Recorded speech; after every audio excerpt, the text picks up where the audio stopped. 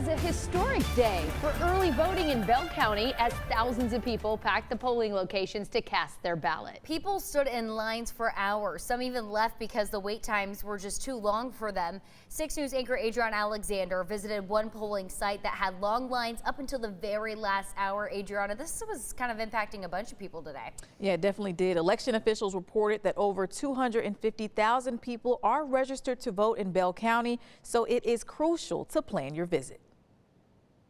For almost 12 hours, lines stretched feet away from the polling location at Temple ISD headquarters. I waited about 2 hours. And the wait times for some to cast their ballot another day. The lady came out and said over an hour, and I have an appointment at 3. Bell County broke a record of having more than 8,000 people check into polling locations to vote. The county has never recorded that many voters in a single day. Definitely do have a lot of people who were eager and excited to cast their ballots, and so there are lines. The advice that I'm giving to friends who ask me is if you plan ahead. I've heard from a few people that they expect the wait times to be shorter, for instance, this weekend. There are several key races on the ballot in Central Texas, one being the U.S. Senate race between incumbent Ted Cruz and Democratic challenger Colin Allred, who's hoping to become the first ever black senator from Texas. We waited about 2 hours. We're standing in line with people that we could talk to and socialize with. It was nice. You know, if you want your candidate to win, you've got to go out there and vote, no matter how long the line is. If you're pressed for time during the week, there are voting options on the weekends in Bell County. The polls will be open Saturday 7 to 7 and Sunday from noon to 6. And historically, the polls are not as busy on those weekend early voting days.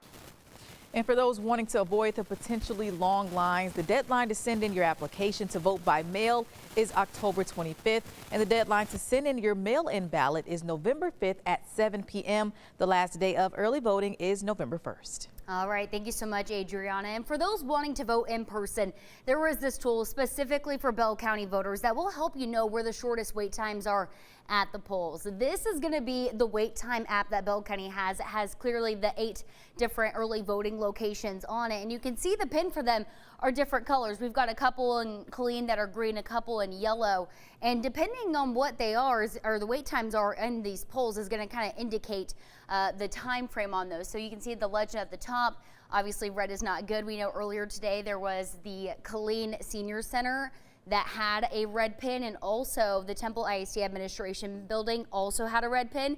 So those wait times were obviously over the 46 minutes, very long hours there. This map hasn't been updated in several hours because the polls are closed, but when they are open, it is constantly being updated every so few minutes or so. We know today that once again, the Killeen Senior Center and the Temple ISD Administration Building had longer waits, and so you can expect this to constantly change. I do want to pinpoint that this portal is only available for early voting days, but come election day, there's going to be a totally different portal, so you will be able to access that. If you do want to check into this portal, this is great if you are trying to go vote during, your lunch hour, whether you're doing this after you pick up the kids from school, you want to get it in before dinner time. This is a great way to make sure that you are not wasting time and you have plenty of time to cast your ballot. We have a link to this portal on our website at kcntv.com. You can find it in our election guide. So lots to unpack here, and just head over to our website to check this out. Lindsay.